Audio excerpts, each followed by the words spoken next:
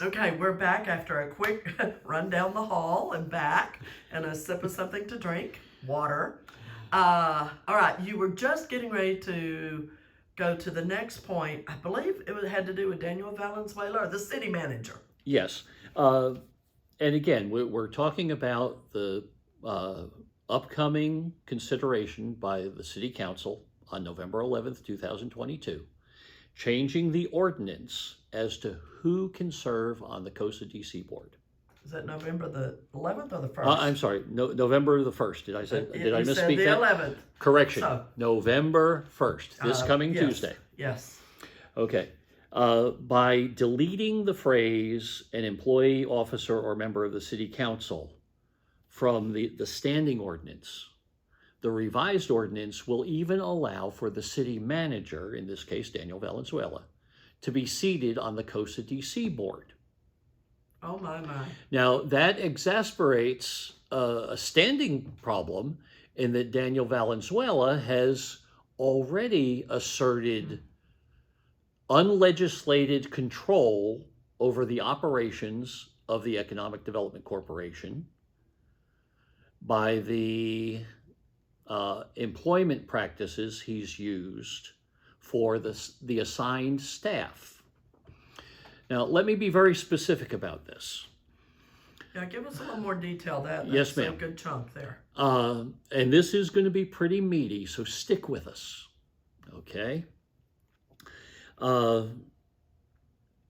There was commissioned by the city manager an effort to look at the staffing of all departments as compared to our sister cities such as Lubbock and Abilene and several others. Our city council and city management love to compare to sister cities. Oh, don't they ever. And I'll come back to that later on another topic, so remember it. But in that comparison, they determined that the economic development staff of 4 people was heavy. But in the actual analysis, they didn't say it was 4 people. Because COSA DC contracts with the Chamber of Commerce and there are 2 economic developers there supporting our efforts, they were counting our staffing as 6 and said we were too heavy and that the staff had to be reduced. How were they counting it as 6 again? We have had 4 people. direct city employees Okay. assigned. At that time, we had 4. Okay. Get back to that in a moment, too. As well, under contract, we had 2 individuals at the Chamber of Commerce under our Chamber of Commerce economic development contract Okay. who are also handling our economic development promotions. They meet with the prospective companies. Sure.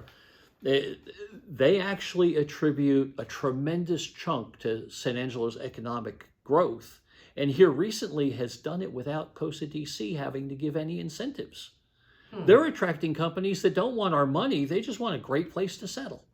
Oh, that's wonderful. So we already have a distorted analysis.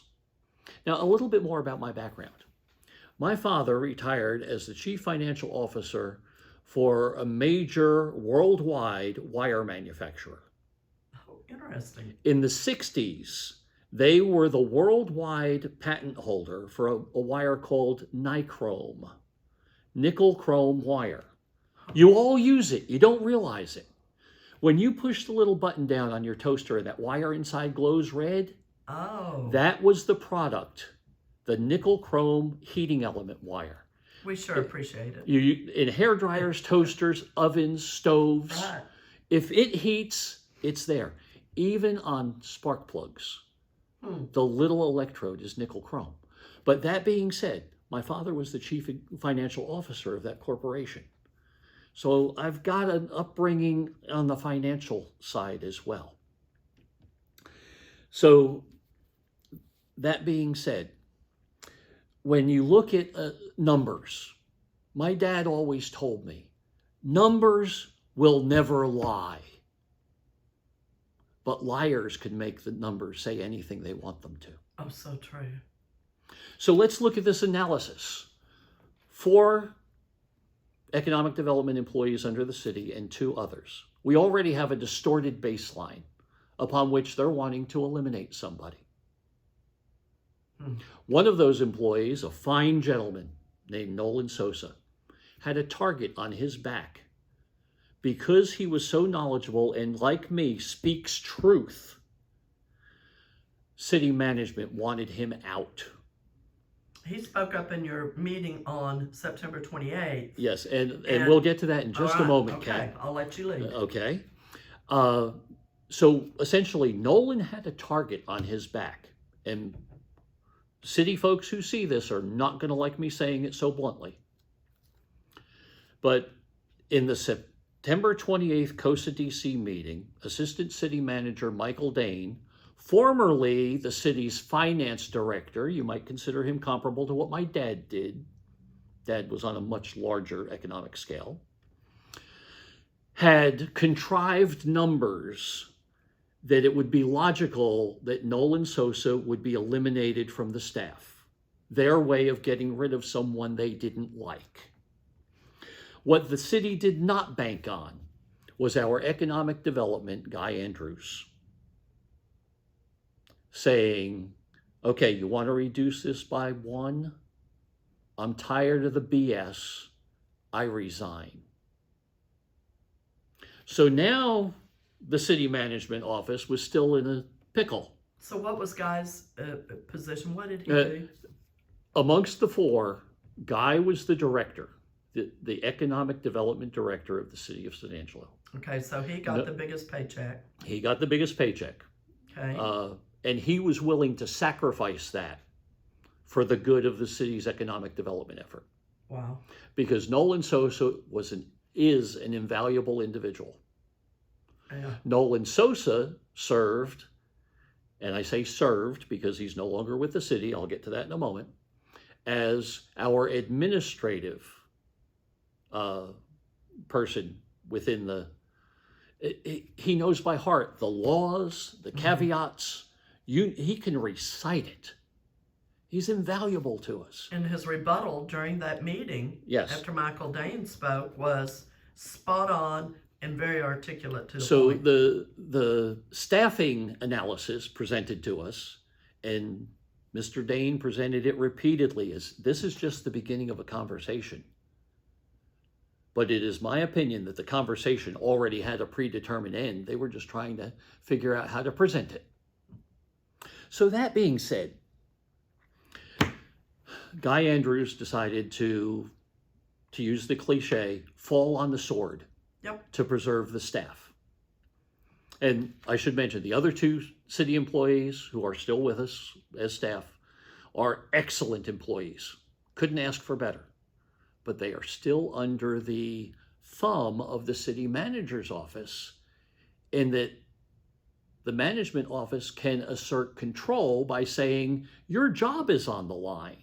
Now, when you say, I'd like to define that a little bit. Yes, ma'am. When you say city manager's office, that not only includes Daniel Valenzuela, Yes. but who are the other key people? The city manager's office has as well 2 assistant city managers. Michael Dane is one. Michael Dane, and Mr. Wise is over more operational considerations. And, but in the food chain, it would be Daniel Valenzuela, Michael Dane, Economic Development Department. Okay. Pretty simple. All right. Okay. But these things being said,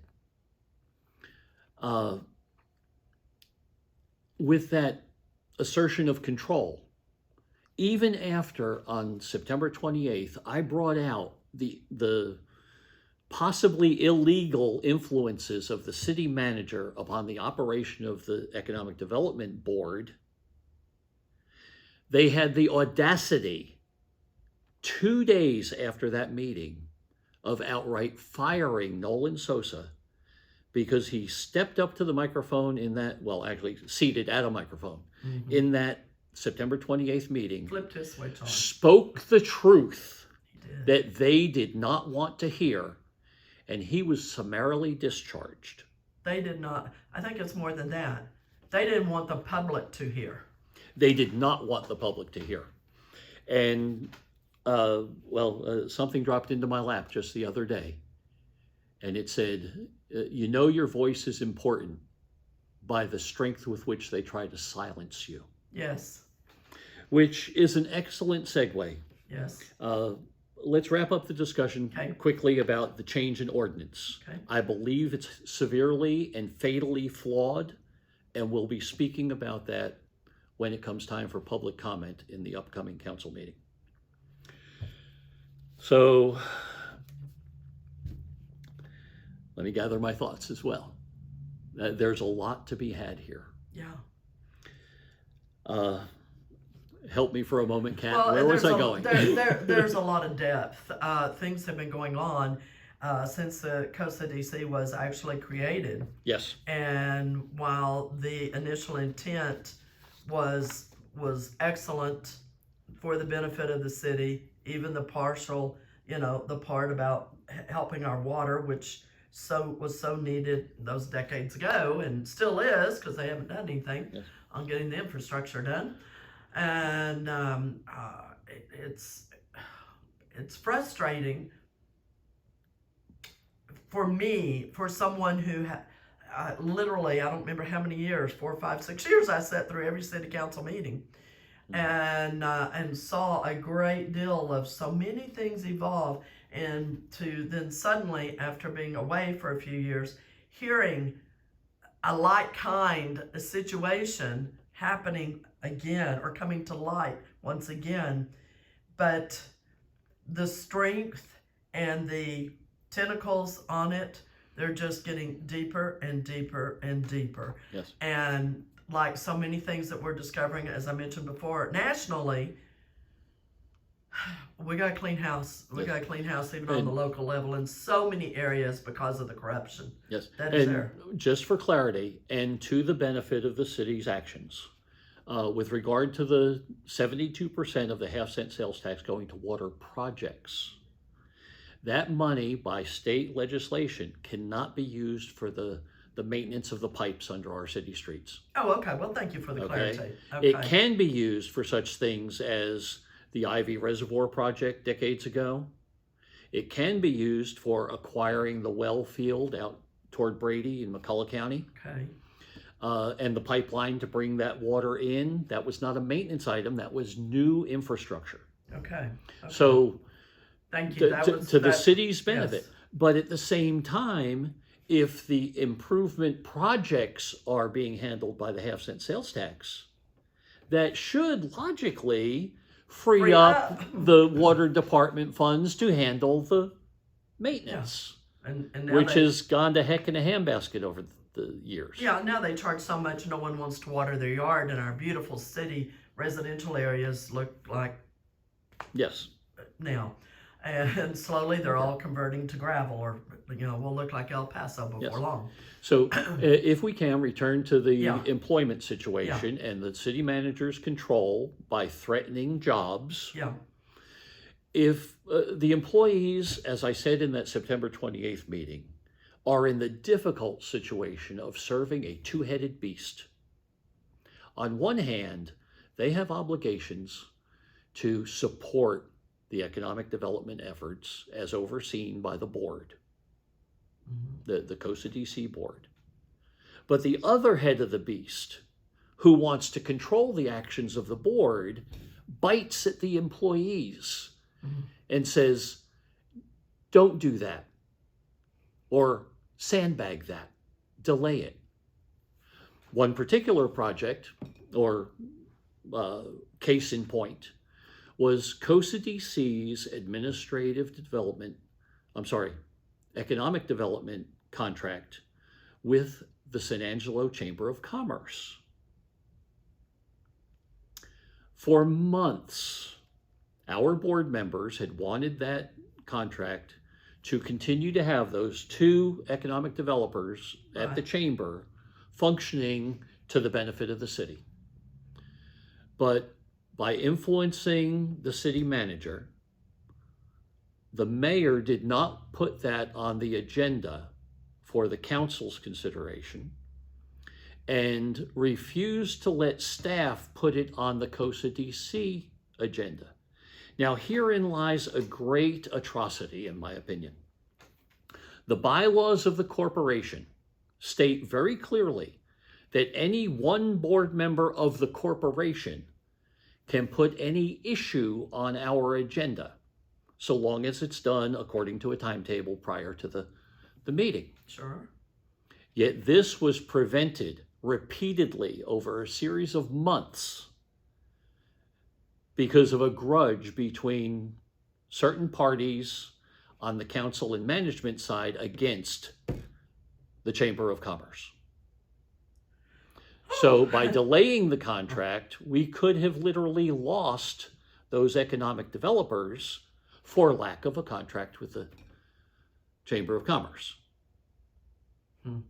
So this is a great example, actually a disheartening example, of the corrupt control of matters on a political level that should, under the Texas legislature's intent, be strictly a corporate board decision not influenced by political factors. Can you wrap your mind around that? Oh, the web gets very complicated as it goes. It does. So yes, I'm naming names, but there is also obtainable testimony from first-party individuals that my information cannot be dispelled as hearsay. And I say that specifically and legally. All right. That All right. what I state is defendable. All right. Because, and here is another good segue for us. All right. Because of my outspokenness in the September 28th meeting of the City of San Angelo Development Corporation, the immediate following Tuesday, the San Angelo City Council had on its agenda, specifically on the closed session, behind closed doors, secret level, an agenda item that was to consult with the attorney or discuss with the attorney matters regarding COSA DC. Now, legitimately, under the Open Meetings Act, they can discuss anything with the attorney behind closed doors. Just like if you were to hire an attorney, attorney-client privilege, it can be private. Yes. Now, for obvious reasons, I had suspicion that there was now a target on my back. Well, by Friday, with the firing of Nolan Sosa, which I should add, as a gift of God, within days, Nolan Sosa was hired by a local corporation that COSA DC had helped, had been incubated in our business development center, business resource center incubator, and is now a very successful international corporation. And he was hired at a higher rate of pay with greater benefits for people who will not stab him in the back. Good. So that's a success story. Yes. And I should also add that with Guy Andrews' departure, for personal reasons, he's delayed filing for his retirement, but he is vested. His retirement is good. That's all good. But back to the target being moved to my back. Right. I spoke truth. I expected to come out of that executive session word that I was going to be removed from the board. It didn't happen that day. And I attended that meeting just in case it did, because I would have an opportunity to speak in the public comment period before their official vote. The following council meeting 2 weeks later, again, same caption under closed session. I attended again, no action. The current council agenda, I read earlier in part one of this video, they are considering, no, actually I did not read that one. So let me go on. No, you did not. Let me back up, correct myself. Under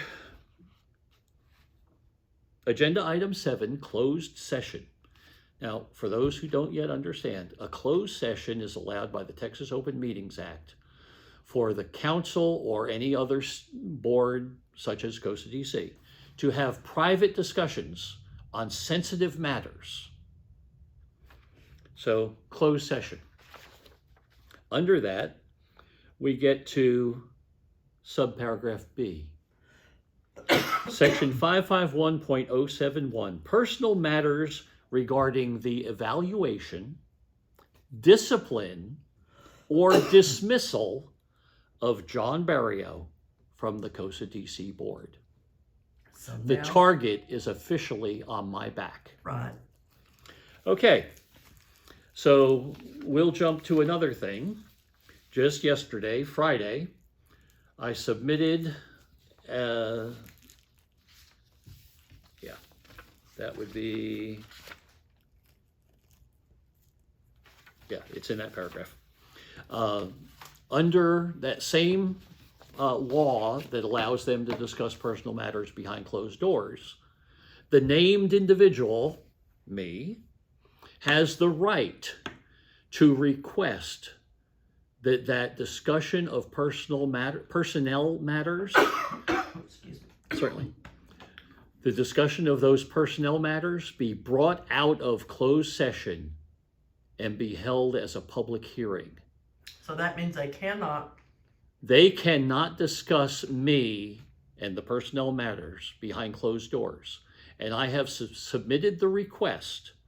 Formally by law, it's called a request, but commentaries on that law specifically say the request compels the entity, in this case being the city council, to come out of private, closed doors, secret meeting and talk about everything they want to talk about, things I may have done, things I may have do. They could even bring up my background, but rest assured, if they start bringing up personal stuff about me, they will have crossed the line. And there is legal representation waiting to represent me. Yep. That being said, here we stand, waiting for Tuesday's meeting. I have filed that request, compelling council to have this discussion Tuesday morning at the City Council chambers at the Convention Center.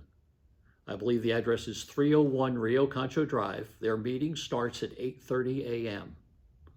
I would like to encourage anyone who's taking interest in what we're sharing here to attend that meeting in person. And when such agenda items come up, be free to and possibly prepared to say something in what will be limited to a 2-minute, possibly 3-minute public comment period for each individual. And that is covered by the Texas Open Meetings Act. They cannot deny any individual from speaking. In the past, they have violated the Open Meetings Act by saying, group yourselves together because we don't want this meeting to last all day. That action was illegal. Yep. It can go all day So- and into the night. So be prepared to speak. I, as the complainant or the subject of this topic, should be allowed to speak for however long I want to, but fully anticipate an attempt to be time limited in my responses. All right. Go ahead. It looked like you Just had no thought. weigh this for yourselves. If you think this is important enough for the governance and the citizen participation in the activities of our local government, please choose for yourself. Attend this meeting. All right. Let's do a recap overview. You've been on the board with one absence since 2011. Yes. You have watched the workings of our city government and then / board, because the DC board, for that period of time, just, along with other things that we just naturally know in the city. During this period of time, from 2011 to 11 years later, 2022, would you say that um, you're seeing more and more of the city powers, I'll word it that way, trying to manipulate and control everything about the coast of DC and where the money's spent and all that kind of stuff? That's a very interesting question, and it's somewhat multifaceted.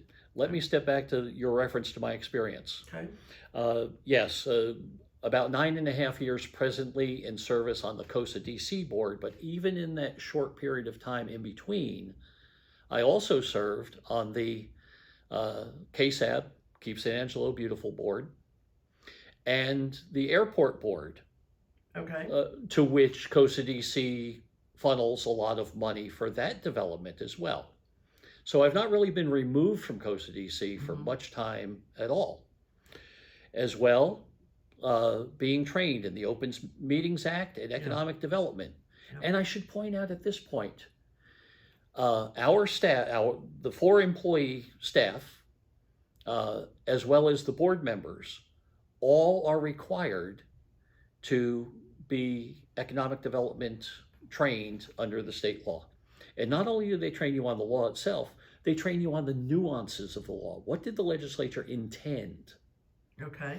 We also have 1 deputy city attorney assigned to support the board who has been trained. But it's interesting. Those who are attempting to usurp the authority of the board, the city manager, and 6 of the 7 council members have never attended economic development training.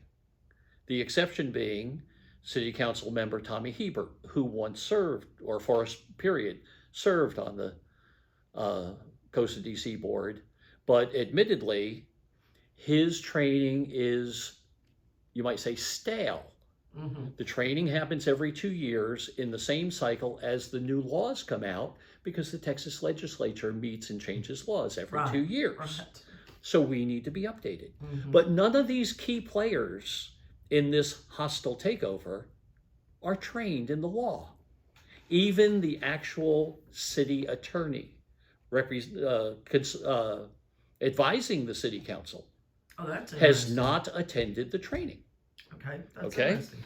So let's get back to your question. Would you remind me where we were going before I chased that rabbit? Well, I don't know. You just used the term hostile takeover, and that aligns with what I was saying about seeing over the Yes. decade more and more control of the COSA DC. Yes, that's a very good question. As we look at the timeline, most individuals who serve on the COSA DC board serve for a brief period of time that I'd like to call an apprenticeship.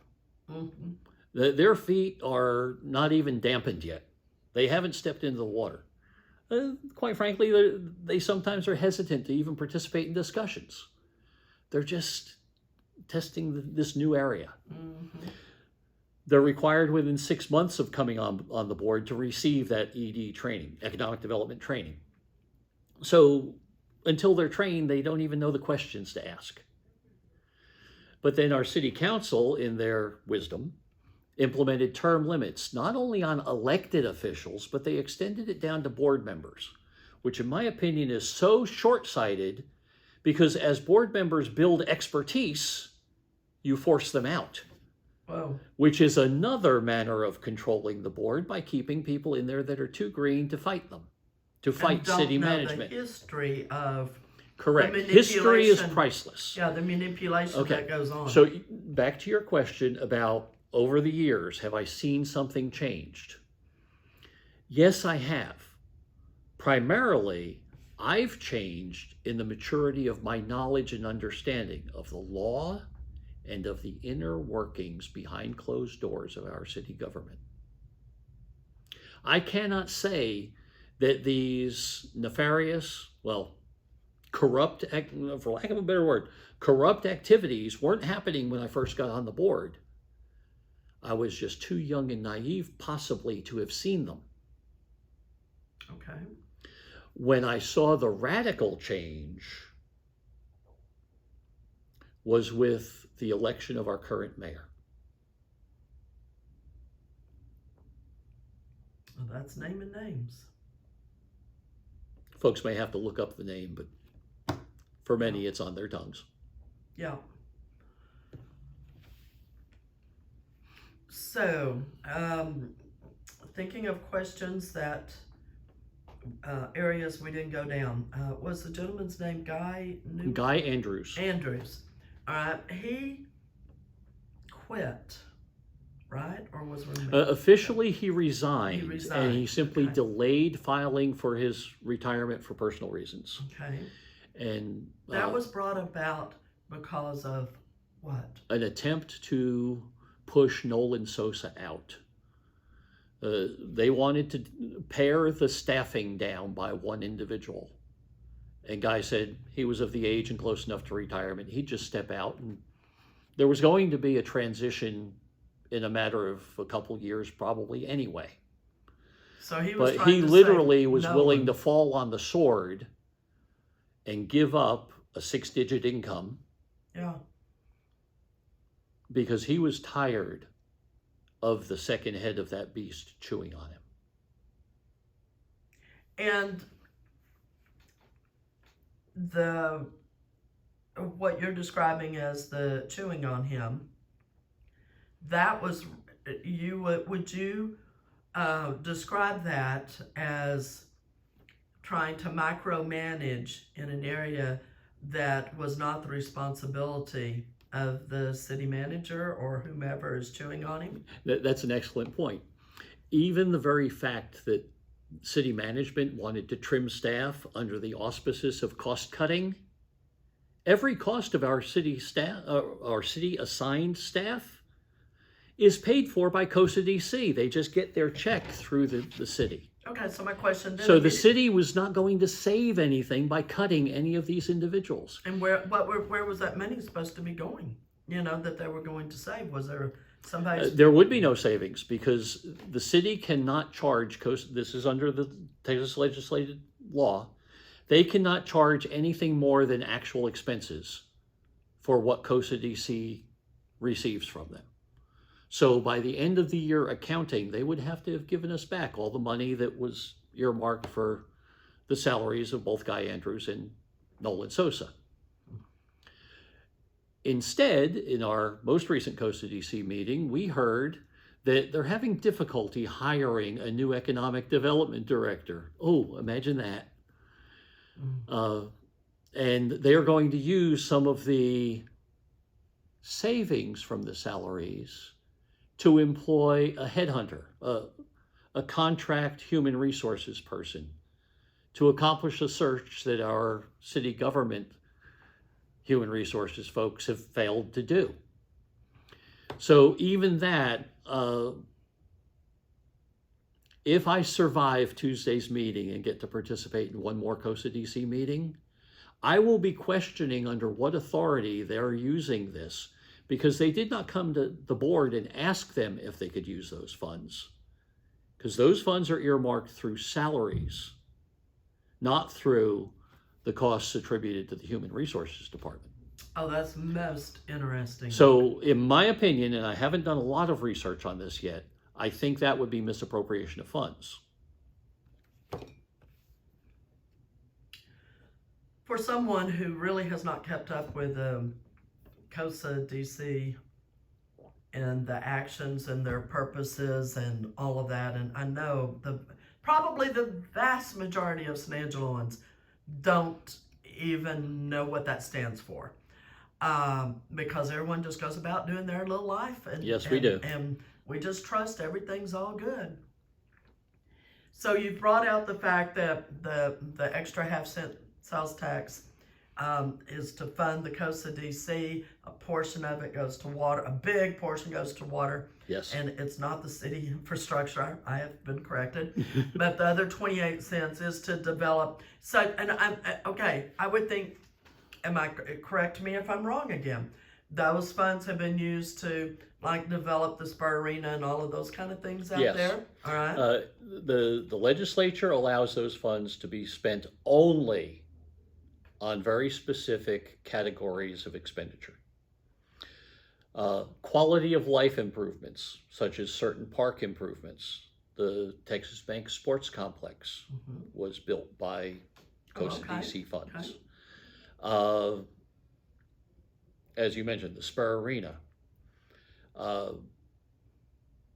They are the quality of life things intended to raise the quality of life that the prospective corporations that want to set up shop in San Angelo Right. can say, look at the amenities that we can offer to our employees. If you'll relocate from Where a metroplex type environment in Pennsylvania, as we currently have a company relocating from Pennsylvania to San Angelo, Texas. Yeah. The lifestyle is completely different, but we have attracted them thanks to those two economic developers at the Chamber of Commerce. Okay. Are those two? So another expenditure Okay. that we can do is the attraction of new businesses to San Angelo. Say we hear of a corporation that's got a fair track record, but they want to start a new subsidiary. And they want to come in and they want to do it here. One of the things that was a holdback in the past was water, because a lot of industry is water dependent. That's why water is a necessary expenditure of the half-cent sales tax. Without the water, there are a lot of companies that wouldn't even look at San Angelo. True, yeah. So there are pluses and minuses all along the way. But I mentioned earlier, BREP, B-R-E-P, Business Retention and Expansion Projects. Okay. Dakota Coffee is a good example. Long-standing San Angelo company. Yes. They wanted to expand. They applied for money from COSA DC, and we evaluated the business. And one of the things in our evaluation, we always look at how long will it take for this money to come back to San Angelo through this investment. And all the monies incentivizing companies are done so on what we call a clawback clause. That if they don't meet certain performance standards for what they had proposed to us, right, we have the right to demand the money back, be put back in the COSA DC coffers, back in the taxpayers' piggy bank. And we actually had that happen We did years have back. We did have it happen on a couple of occasions. Oh, okay. Specifically, the Hirschfield Martifer case was one that was contested, and more recently, in our support of a business plan competition, one of the recipients had some challenges, and it was simply decided that they really didn't live up to the contest rules. So that was $20,000 that was not awarded. Now, the individual that owns that business is a fine, upstanding contributor to this community. And he understands that, okay, he kind of wanted to change the rules in the end of the game. So it was done. But with regard to the fiduciary responsibility to watch out for the taxpayers' money, that is what the COSA DC board is all about.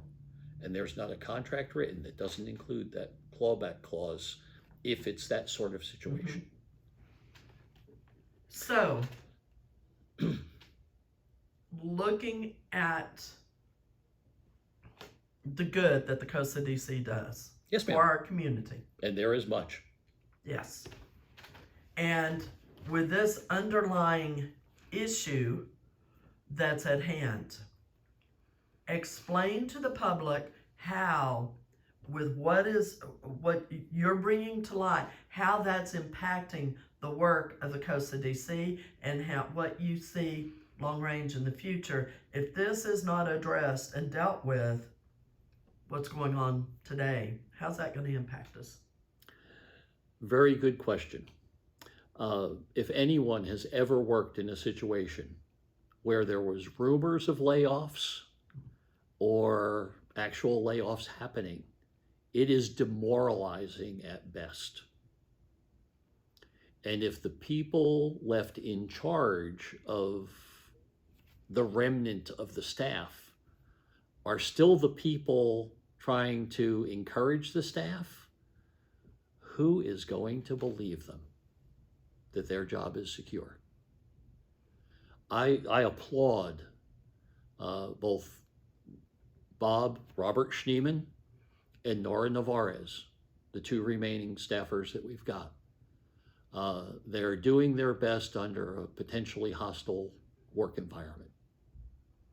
I applaud them, and I happen to appreciate them as individuals. For them, they lost two of the, well, they lost their director of economic development, and they lost their administrator. Imagine not only taking out 50% of your staff, but the top 50% of your staff.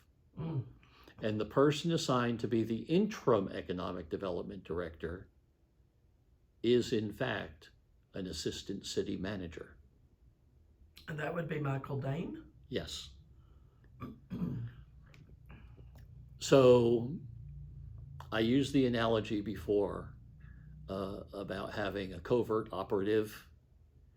A good case in point was our board established a bylaws review committee about the time that Guy Andrews left and Michael Dane was put in as interim.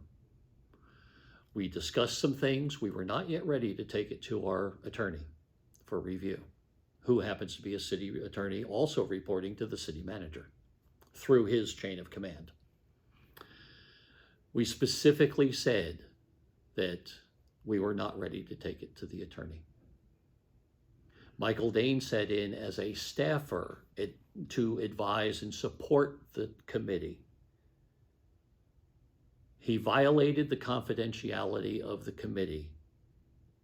And the next thing I knew, I was getting phone calls from Brandon Dyson, the deputy attorney assigned to go to DC, questioning me about the red line changes to the bylaws that he was not yet supposed to have seen. Covert operatives, I have documented proof. It sounds like Germany years ago. The analogy is not too far-fetched. Okay. Closing thoughts, bringing this to light. What is your heartfelt purpose? Oh, my heartfelt purpose. That's a good one. First and foremost, I am not currently or have any intent in the future of seeking political office. I am not doing this for gain. For just shy of 12 years, I have served the city in an unpaid capacity. The only monies I received were reimbursement for travel on behalf of the corporation. Unlike city council, they are actually paid a salary. Small one, but they serve with pay. So my end goal as a citizen servant representing 100,000 plus people. As I told Fred Adams when I was first nominated to the board, I will serve as a steward of the public's money. I always have and I always will. Knowing that at Tuesday's council meeting, there's a high probability, I won't even say possibility, there's a high probability that I will be removed from the board. So my long-range goal in this is to right the wrongs. I don't know that, well, my God is calling me to a different assignment. And if I am removed from the board, I can actually be more effective in the protection of those taxpayer funds as a private citizen, because I will no longer be bound by the limitations of the Open Meetings Act. True. I will be able to discuss the same topic with multiple board members or council members without violating the walking quorum clause. As well, I trust all of this to my God. And I'm going to take this opportunity to read one short scripture. 2 Corinthians 7:14. If my people who are called by my name will humble themselves and pray and seek my face and turn from their wicked ways, then I will hear from heaven and will forgive their sin and heal their land. So help us God. Amen. I truly would want to encourage any of the listeners, as Mr. Bariou said from the beginning, to listen to that original meeting, September the 28th on YouTube, yes, of the Coast of DC. Yes. Not only did you lay out the situation, give history, and walk things through, but literally before the camera, you see the characters in play doing the very things that you have been describing. Yes, ma'am. They yes. It's worth your time and watching. I think the whole video is 2 hours and 55 minutes. Pretend it is a movie, but it is reality. Put it on your big screen in your living room and sit down, get the popcorn, and listen. Yes. Because we need to understand as citizens what is going on. When we can't answer questions in our conversations with one another about all kinds of issues, I won't even start naming them off, that are going on within the city. And now I will also add that they're looking at, in May, bringing back the charter again to now appoint, instead of no longer electing, the chief of police. And you look at all of these factors giving more and more control to the city council. When certain things do truly need to stay separate, do need to stay at an arm's length, we need to understand what is really going on. Yes. The council as it currently operates and the authority given to the city manager, the same things I've discussed regarding Coast of DC could apply to our police department. And Kat referred to, it sounds like World War II Germany. Imagine our police department our police chief being under the same threat of continued employment, yep, as our economic development staff has been. Yep. We do not need an appointed police chief. I agree that the police chief candidates should meet certain criteria. Absolutely. Not just have to be 18 years of age. I feel they should be certified police officers with some level of expertise or experience. But appointed, no. Yeah. I mean, I keep the word that keeps popping up in my head, and I'm like, I haven't thought about this, is the term quid pro quo. You know, that people have to do what is being asked of them. Yes. Or their job is going to be removed. Yes.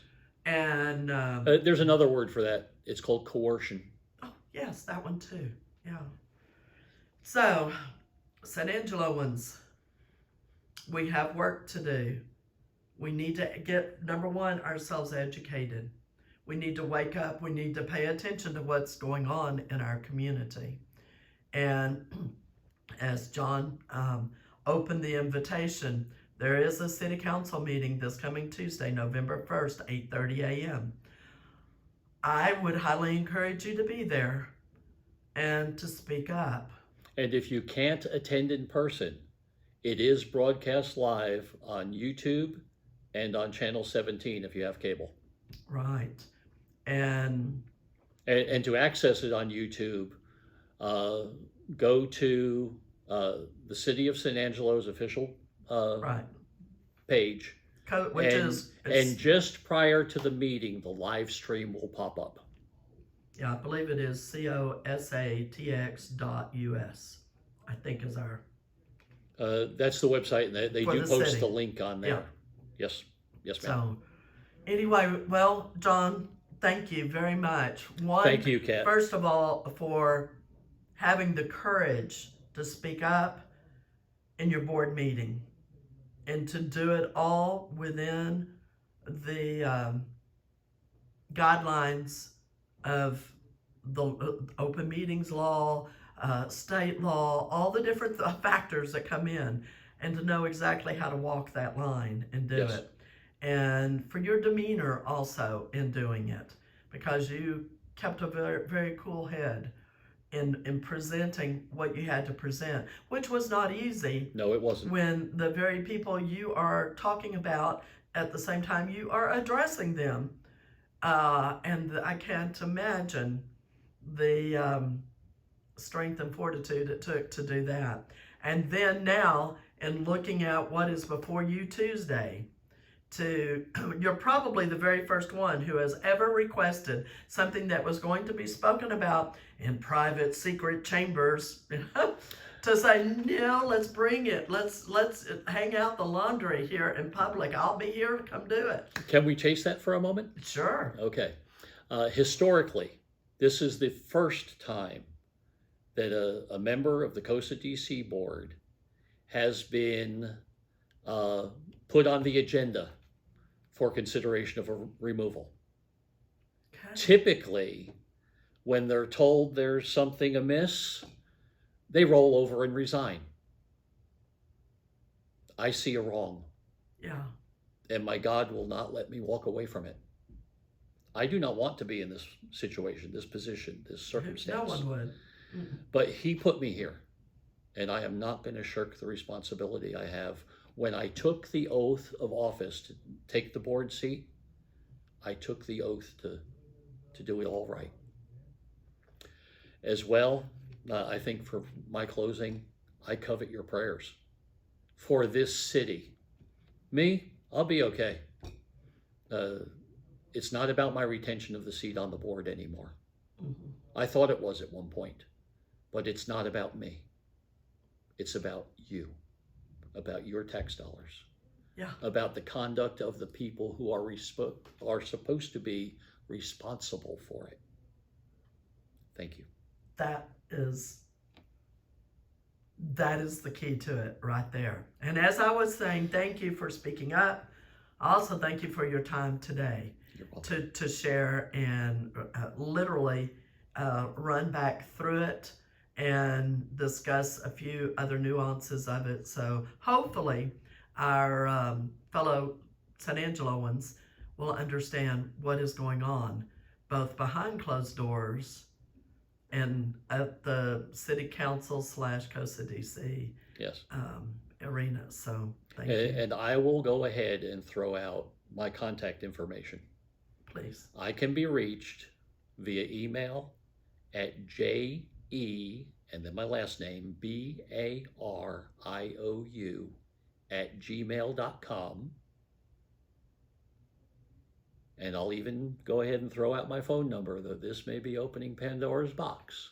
You can always hang up. My cell phone number is 325-234-2500. 325-234-2500.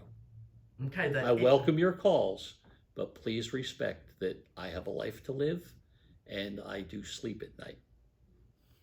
And I was going to reiterate your email address. It is J as in John, E as in maybe Edward. Correct. Oh, really? Is that Yes. your... You Oh, nailed wow. it. I did not know that. All right. J as in John, E as in Edward, and then BARIOU Correct. @gmail.com. Yes.